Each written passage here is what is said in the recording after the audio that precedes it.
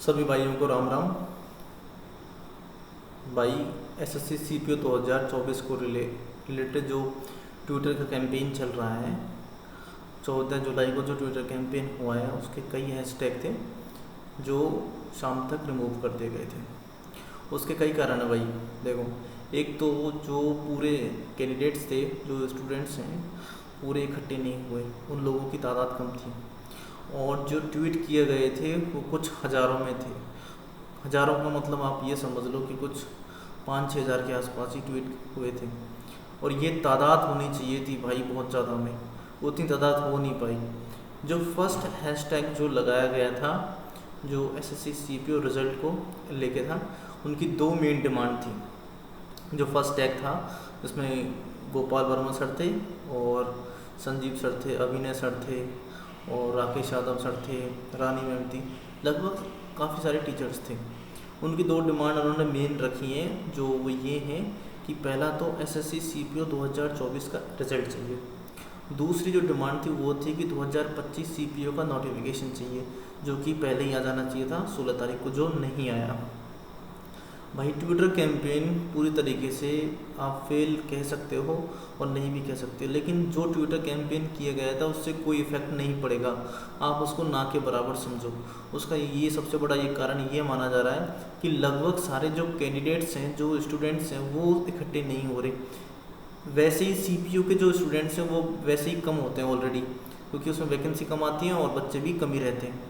और बाकी जो स्टूडेंट्स हैं वो साथ में आ नहीं रहे। देखो भाई, सीधी सी बात है, राकेश यादव सर ने ये बात कही थी कि आज भाई सीपीयू वालों के घर में आग लगी है, हो सकता है सीजीएल वालों भाई तुम्हारे भी घर में आग लग जाए, हम तुम और सीपीयू वाले स्टूडेंट्स आपका साथ दें। और अब से पहले कई बार जो ट्विटर कैंपेन सीजीएल के लिए हुआ उसमें सीपीयू वालों ने दिया भी है। तो आपका भी हक बनता है सीजीएल वालों का और अदर कैंडिडेट्स का कि आप सीपीयू वालों के लिए सपोर्ट करें। और आप सपोर्ट करेंगे तो तादाद बढ़ेगी और तब जाके कैंडिडेट्स की डिमांड बढ़ेगी। चेयरमैन एसएससी जो का चेयरमैन है उसके पास ये डिमांड ना पहुंचने का ये भी कारण है कि उतनी तादाद में लोग है नहीं। और जो बच्चे दिल्ली में जाके एसएससी की ऑफिस के सामने जो कुछ करने की कोशिश कर रहे हैं कि हम भाई एजिटेशन करेंगे, भाई 100-200 बंदों से कुछ नहीं हो सकता। जब तक बंदे 1000 से 2000 ऊपर नहीं होंगे तब तक चेयरमैन के पास ये बात नहीं पहुंचेगी। और हो सकता है कि वो एक सही तरीका नहीं है कि आप जाओ एजिटेशन स्ट्राइक करो जो कि फिजिकली है। ट्विटर से बेस्ट कुछ भी आपके पास नहीं है और अपनी बात को पहुंचाने का जो जरिया है वो ट्विटर से बढ़िया कोई भी जरिया नहीं है। तो मैं चाहता हूं कि आप अपने इस डिजिटल जरिए का इस्तेमाल करके अपनी बात को रखो और ये सारे कैंडिडेट्स की रेस्पॉन्सिबिलिटी है कि वो अपनी बात को रखने के लिए ट्वीट करें और कैंपेन में शामिल हों। भाई 10 से ज़्यादा हैशटैग बनाए गए थे 14 जुलाई को, शाम तक सारे हटा दिए गए हैं।